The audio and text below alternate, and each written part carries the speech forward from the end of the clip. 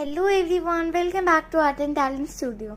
तो आज हम स्टार्ट करने वाले हैं simplify each of the following expression on page number 94। तो हम इसका कम से कम करेंगे a part, b part, c part and e part and second part, that is this one 2d minus bracket d minus d minus c. तो चलिए start करते हैं।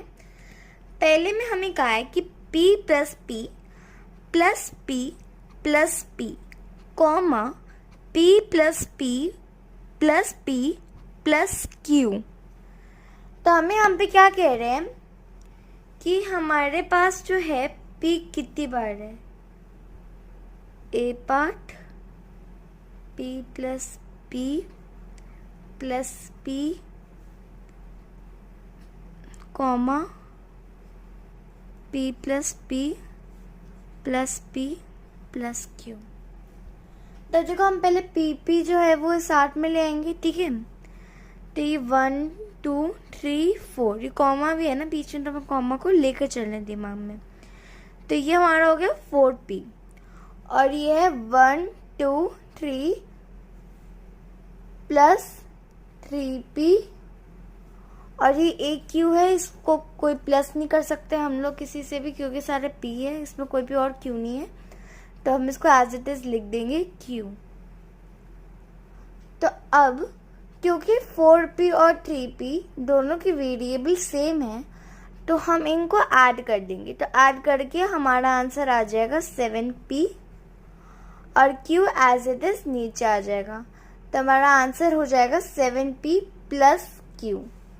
तब चलिए बी पार्ट पे चलते हैं। बी पार्ट कह रहे हैं p minus Q plus p minus Q. तो हमें क्या है कि p minus Q plus p minus Q. तो हमें जितने भी p मतलब सारे जो भी वेरिएबल सेम है हम उनको साथ में ले आएंगे। तो ये ऐसे बन जाएगा p प्लस p, दोनों प्लस में है ना, नेगेटिव में कोई भी नहीं है। उसके बाद फिर हम लगाएंगे प्लस का साइन। ये एज इट हम ब्रैकेट भी मान सकते हो, बिना ब्रैकेट के भी करेंगे तो कुछ नहीं, वो नहीं हो रहा। बिना ब्रैकेट के करेंगे तो ये भी चल जाएगा, लेकिन यहाँ पे माइनस क्यू है ना तो हमें यहाँ पे ब्रैकेट डालना पड़ेगा, माइनस क्यू और माइनस क्यू। तो इसलिए हमें यहाँ पे ब्रैकेट हम डाल रहे हैं यहाँ पे। सो p प्लस p दोनों positive, so 2p and plus minus minus plus minus minus q and minus q।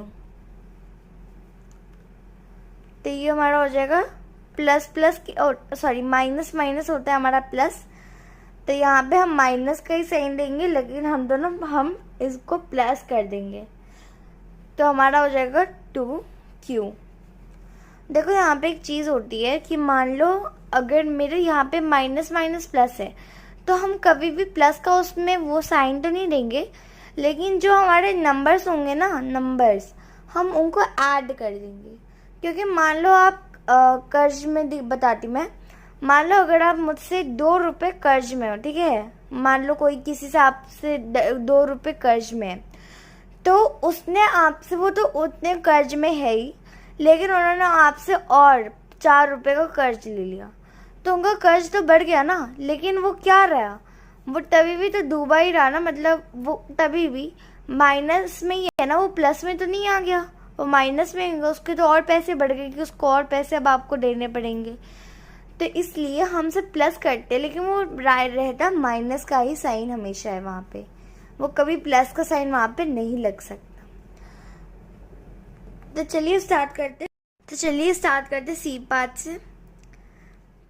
p plus Q minus bracket p plus Q. तो देखो यहाँ पे हम इसको पहले as it is p plus Q को उतारते।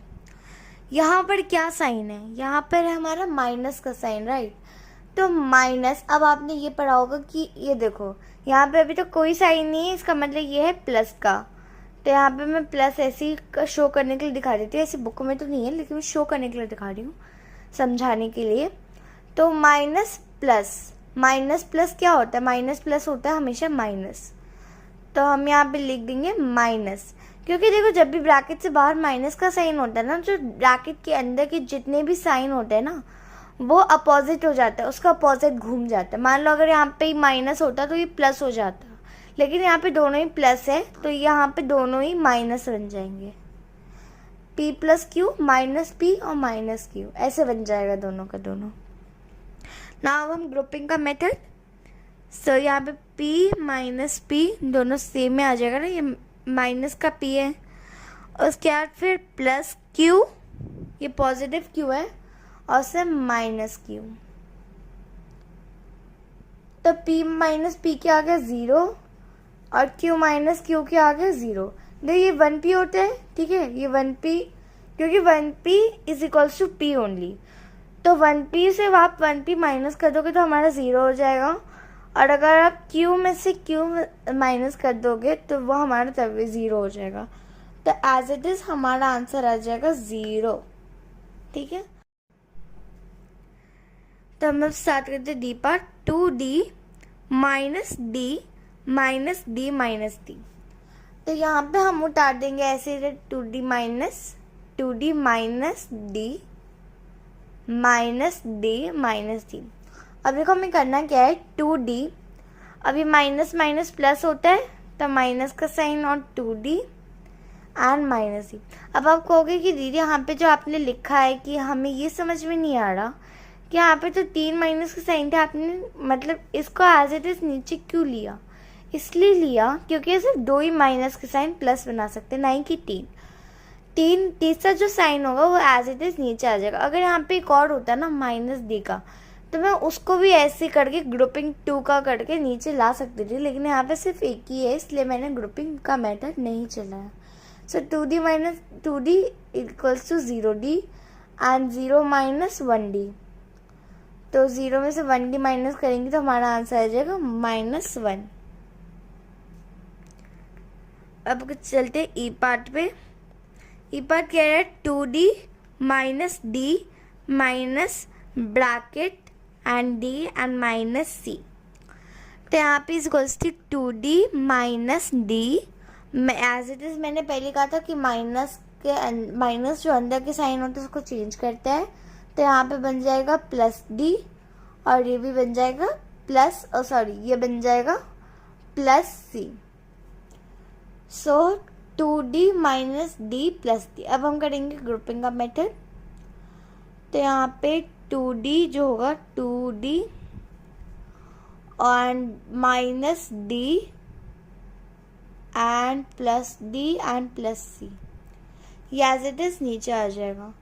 लेकिन ना हमें थोड़ा सा इसको और वैसे करना, अगर हम क्रम में करते हैं, मान लो अगर हम सी को पहले लेते हैं तो हमें ज़्यादा फायदा नहीं होगा।